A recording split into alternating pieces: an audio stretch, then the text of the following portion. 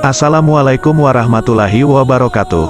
Bagaimana rasa takut dan segan terhadap orang yang dianggap lebih dari kita dapat menjadi bagian dari pola pikir yang tertanam sejak kecil. Meskipun tak pernah berbuat salah terhadap mereka, kita cenderung merasa canggung dan takut di sekitar orang yang lebih tua, terhormat, atau lebih berpengalaman. Pada masa lalu, di zaman Umar bin Khattab, anak-anak kecil juga mengalami perasaan serupa ketika berhadapan dengan Umar. Di antara mereka ada seorang anak yang memiliki pandangan yang berbeda. Baginya, rasa takut bukanlah sikap yang sesuai, karena bagi dirinya hanya orang yang bersalah yang seharusnya merasa takut. Dengan sikap berani dan tanpa rasa takut, ia berdiri teguh di hadapan Umar, menunjukkan keberaniannya yang luar biasa.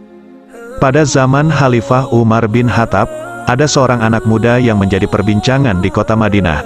Namanya adalah Abdullah ibnu Zubair, seorang anak yang berusia belasan tahun tetapi memiliki sifat yang luar biasa. Ia tumbuh dalam keluarga yang teguh dalam keimanan dan keteguhan hati.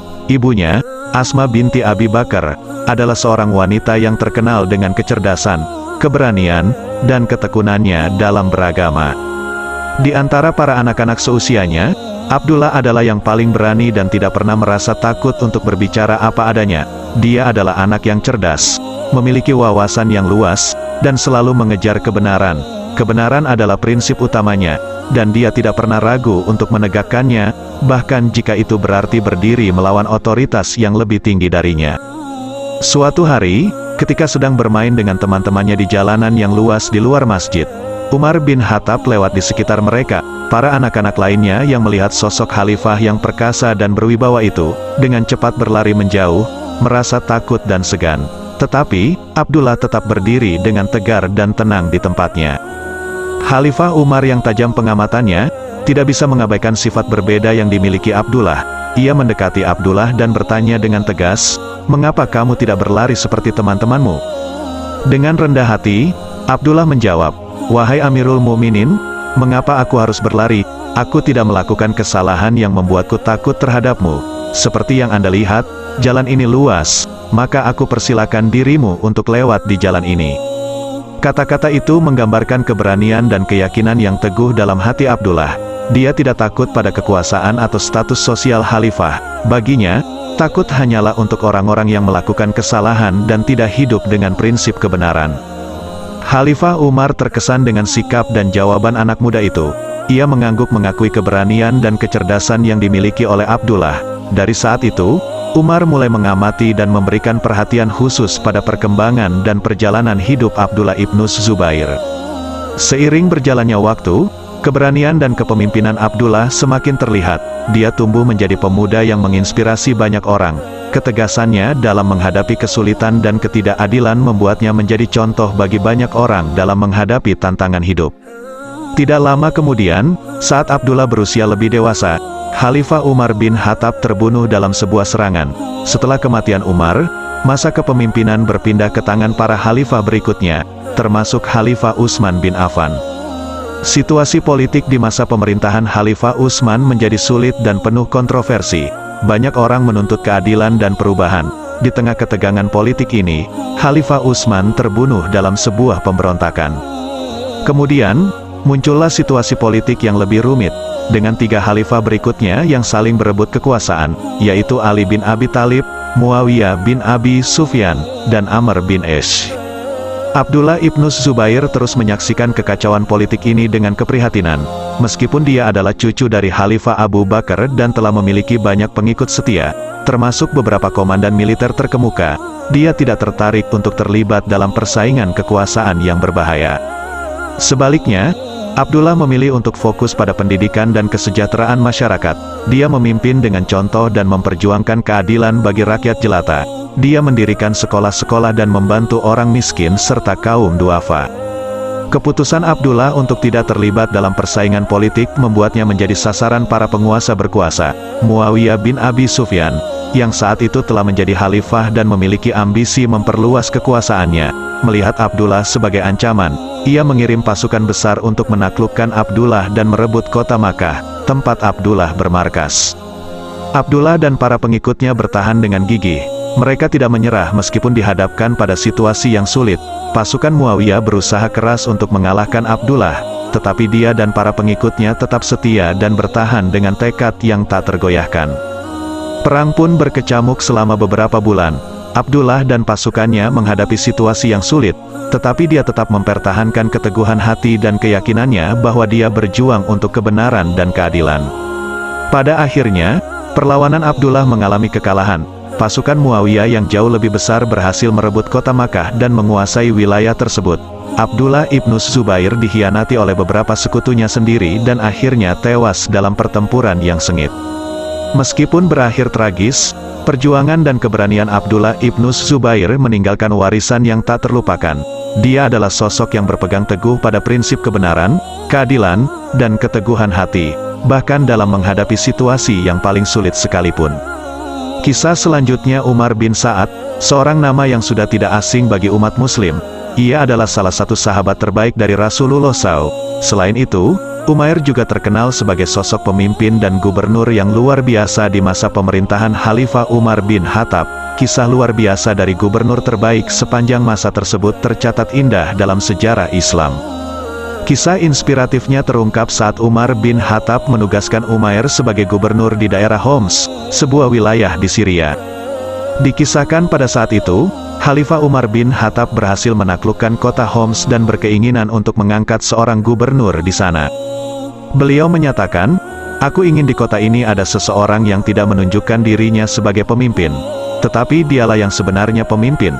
Jika pemimpin tersebut hidup di tengah-tengah rakyatnya, maka tidak akan ada yang membedakan antara dirinya dengan rakyat yang dipimpinnya. Aku berniat mengangkat seorang pemimpin yang pakaian, makanannya, dan tempat tinggalnya tidak berbeda dengan kebanyakan orang." Tersebutlah kisah yang mencengangkan tentang seorang calon gubernur yang ditujukan oleh Umar bin Khattab. Saat namanya disebut, Umair bin Sa'ad, seorang sahabat, muncul sebagai sosok yang dipilih untuk jabatan itu. Meski dengan sopan ia menolak, tak berhasil merayu hati khalifah yang telah mantap dengan pilihan tersebut. Tak ada jalan lain bagi Umair selain menerima takdir tersebut. Namun, saat bertugas sebagai gubernur di Homs, sesuatu yang luar biasa terjadi. Selama setahun penuh, Umair tak pernah mengirim surat sedikit pun kepada Khalifah Umar di Madinah. Tak juga ada pajak yang disetorkan ke Baitul Mal, hanya 1 dinar atau 1 dirham pun. Hal ini membuat Khalifah Umar merasa curiga terhadap kepemimpinan Umair. Di manakah uang pajak yang harusnya disetorkan? Pertanyaan-pertanyaan memenuhi pikiran Khalifah Umar bin Khattab, tak terkecuali, apakah Umair bin Sa'ad telah lalai dalam menjalankan amanahnya? Maka dengan tegas, Umar bin Khattab memerintahkan sekretaris pribadinya untuk mengirim surat kepada Umair. Surat itu meminta agar gubernur Homs tersebut segera menghadap khalifah membawa pajak yang menjadi hak kaum muslimin. Setelah menerima surat tersebut, Umair bin Sa'ad segera mempersiapkan diri untuk perjalanan. Ia mengisi bekal perjalanannya ke dalam sebuah kantong kulit, menggantungkannya di bahunya, dan membawa sebatang tongkat sebagai penunjang langkahnya. Dengan semangat yang tak terpadamkan, ia berjalan kaki dari Homs menuju Madinah. Pada hari itu, saat melewati jalanan kota Madinah, ia melihat seorang lelaki berpakaian lusuh. Wajahnya terlihat letih karena perjalanan jauh yang telah ia lalui. Namun semangatnya tetap membara. Di pundak kanannya, tergantung kantong perbekalan selama perjalanan, dan di pundak kirinya, ia membawa sebuah perigi berisi air, sementara tangan kirinya memegang erat tongkat kayu sebagai penopangnya.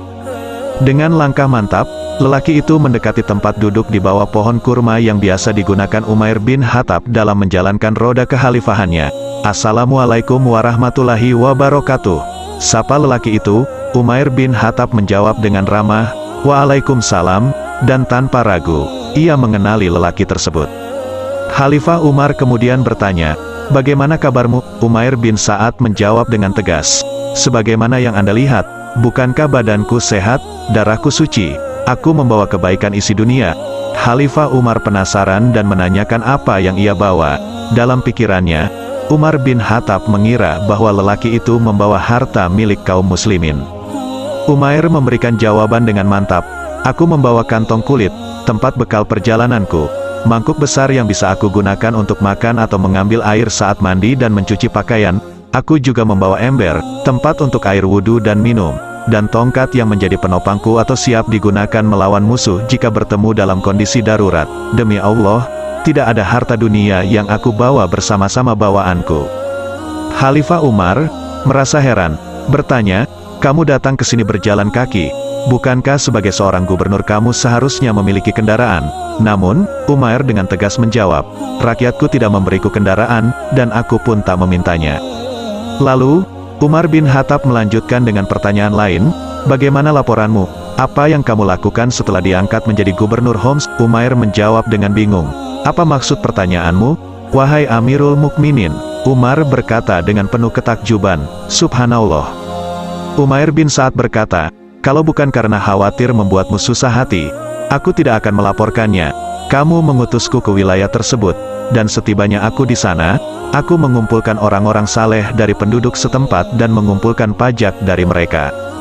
Suatu ketika, Umar bin Khattab memberi tugas kepada Umair bin Sa'ad sebagai gubernur Homs. Umar meminta agar ketika Umair mengumpulkan harta pajak dari rakyat, ia harus berbagi kepada yang berhak dan menyetorkan sisa harta ke Baitul Mal. Setelah menjalankan tugasnya, Umar bertanya, "Lalu, harta apa yang akan kamu setorkan ke Baitul Mal?" Umair menjawab dengan tegas, "Semua harta yang telah aku kumpulkan sudah habis. Aku sudah membagikannya kepada orang-orang yang membutuhkan." Mendengar penjelasan Umair, Umar bin Khattab merasa sangat bahagia. Jabatan sebagai gubernur tidak membuat hati Umair berubah. Ia tetap menjadi Umair yang dulu, seorang sahabat yang rendah hati dan amanah. Oleh karena itu, Umar memutuskan untuk memperpanjang masa jabatan Umair sebagai gubernur Homs. Umar berkata, "Aku perbarui pengangkatanmu sebagai gubernur Homs." Namun, apa yang akan dikatakan oleh Umair? Umair dengan tegas menjawab, "Sesungguhnya, tugas ini tidak akan saya laksanakan untukmu, ataupun untuk pemimpin sesudahmu. Demi Allah, dengan jabatan tersebut aku tidak akan merasa selamat, tidak akan pernah merasa selamat. Hari-hariku yang paling tidak menguntungkan adalah saat aku menjadi wakilmu. Aku tidak bisa tenang. Aku takut kelak Allah Azza wa Jalla akan meminta pertanggungjawaban atas tindakan yang telah aku lakukan." Umair bin Sa'ad memohon izin untuk kembali ke rumahnya di Madinah, dan Umar bin Khattab mengabulkannya. Pada hari itu, berakhirlah masa kepemimpinannya sebagai gubernur. Ia memilih menjadi rakyat biasa dan ingin mendekatkan diri kepada Allah tanpa dibebani oleh tugas-tugas dunia. Inilah kisah luar biasa tentang Umair bin Sa'ad, seorang pemimpin yang sangat sederhana, adil, dan bijaksana.